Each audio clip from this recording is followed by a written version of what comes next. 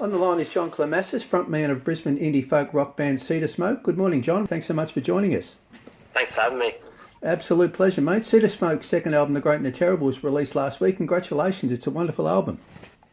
Thanks, yeah, I'm really happy to have it out and for people to be listening. Yeah, that's fantastic, mate. The reaction to the album's been fabulous. Rave reviews. You must be really happy with the response to the album. Yeah, it's nice. It's just ideally you just want people to be able to hear it and if they enjoy it, it's really pleasing.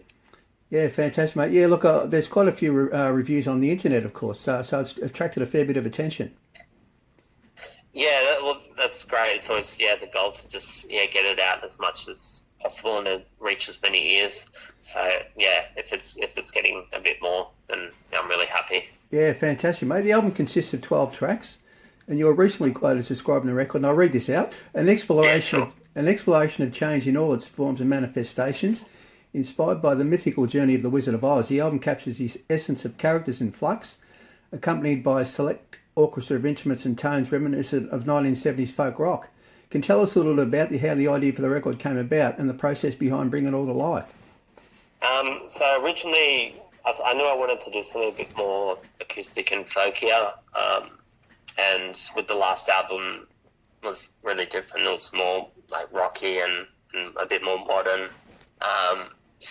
And a bit more eclectic, and this one I wanted to be more sort of cohesive and use the same sort of tones and instruments, so it sort of sounds like one piece together. So that was the original sort of impetus, and then from there, when the more songs I had, the theme started to like pop up, and then I could add those together. Right, fantastic. And what about the Wizard of Oz idea? You had that sort of in your head, or all of a sudden you just realised this sounds a bit like the Wizard of Oz sort of theme? Yeah, I'm not sure exactly when that came in, but it was just sort of somewhere in the process where I realised that it would fit there, and I got quite obsessed with it for a period, and that's it. Fantastic, mate. Yeah, and it really works brilliantly. Well, as well as singing on the album, you play several instruments, of course. What about the other members of Cedarsmoke who contributed to the record? Can you tell us a little bit about some of them? So it's originally it started off as a band, but these days it's more of a solo sort of project. And on the album though, it just ended up being Cam that played drums. So he recorded the album. He played all the drums on there, and I did the rest of myself just mostly out of necessity, but it all came together. Yeah, fantastic, mate. Look, now I love the whole album, but if I had to nominate my favourite track, I'd probably go for track 6, the wonderful Go Easy. Wow, what a gorgeous song. Oh, thanks. Yeah, can you tell us a little bit about Go Easy?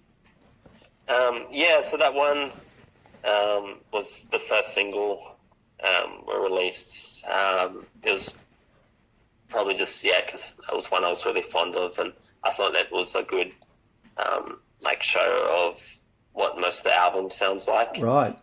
Even though it was a 5-minute song, whatever it is, I think it's probably a bit long for a single, but it's one I wanted people to hear first.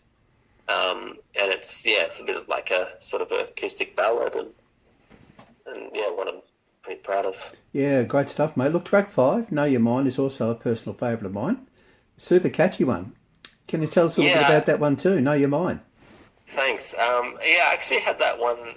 I almost put it on the first album. It's probably the only one that sort of could have fit on that album.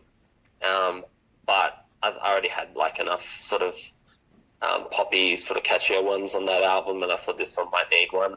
So the decision was to sort of put it with this one, and I thought it lended itself well to the sort of folky instruments of with the harmonica and the glockenspiel and that sort of thing. Fantastic, mate. Look, I've got to tell you, last night I did a bit of planning for today's interview and wrote everything out. And I woke up this morning. Guess what was on my mind? Know Your Mind. Just reading over and over in my head, mate. That wonderful line. Fantastic stuff. That's great. Super catchy, mate. And what about the title of the album, The Great and the Terrible? It certainly grabs your attention. Can you tell us a little bit about how the title came about? Sure. That came from The Wizard of Oz as well. Right. So, I was reading the book and they meet Oz, the great and the terrible, and I just thought that's a brilliant name. Yeah, fantastic. Yeah, we sort of wondering whether that actually was you describing yourself, mate. Yeah, it's probably that's accurate, maybe as well. No, it's a great title. What about the stunning artwork? Look, there's an obvious hint of the Wizard of Oz in the artwork as well. Yeah. What about the idea behind that, and who put it together for you? So yeah, like obviously with the Wizard of Oz stuff, that was on my mind. But I didn't want it to be the whole image, but I wanted it to match sort of the sound. So it's like like we said, it's a 70s type of album. So I wanted to feel a bit, have that sort of vintage. And so I had the idea like that. I also sort of modeled it on some other. I know there's a Nick Cave album, The Lyre of Orpheus, right? That sort of has like a similar outlook on there. So sort of just decided to do that, and yeah, I used the same graphic designer I used for the last one. Just someone off the Airtasker, and just told them what I wanted, and they put it together really well. Yeah, no, they've done a great job, mate. Fabulous. You've got a gig coming up. It's still a secret in Brisbane on the 5th of August, where I believe you'll be showcasing the new album.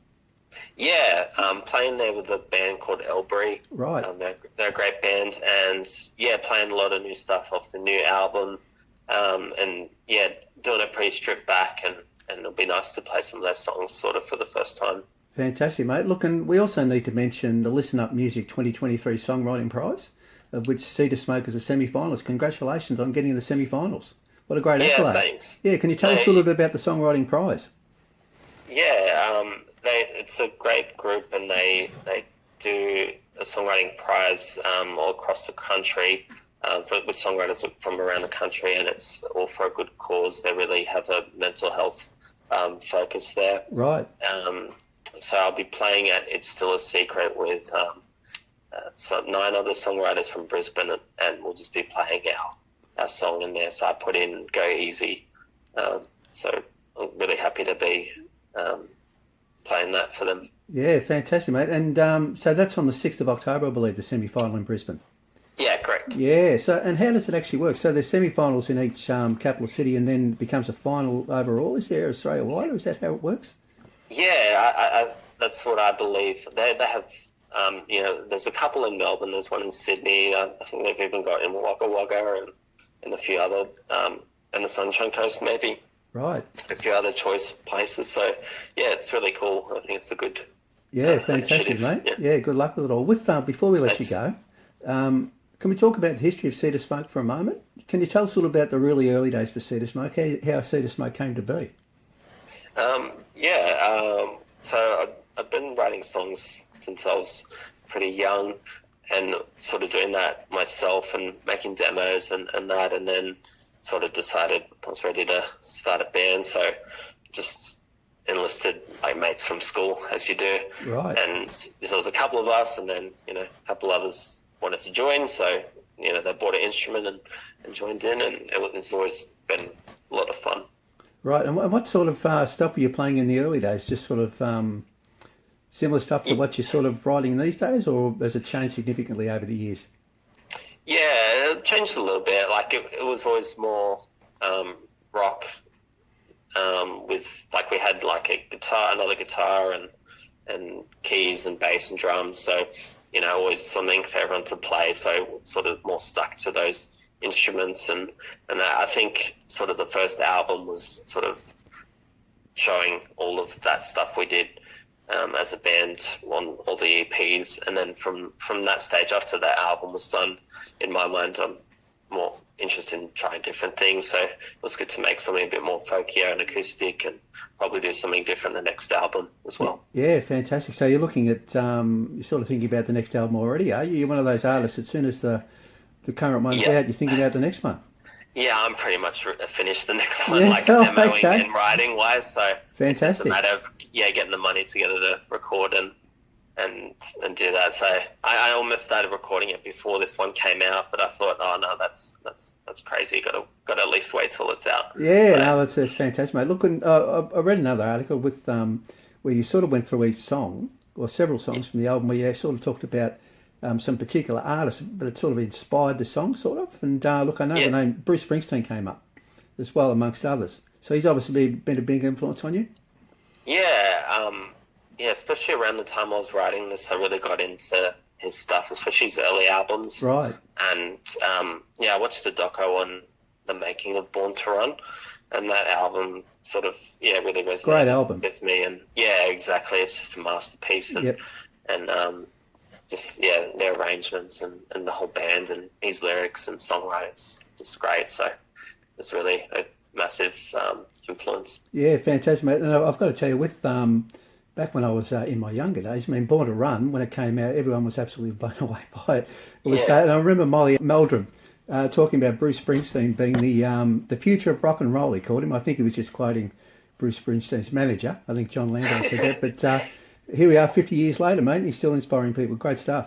Yeah, exactly. Fantastic. Look, thanks so much, John, for joining us today. It's been an absolute pleasure, mate. Likewise, thank you so much for having me. Look, and good luck with The Great and Terrible. It's a great body of work.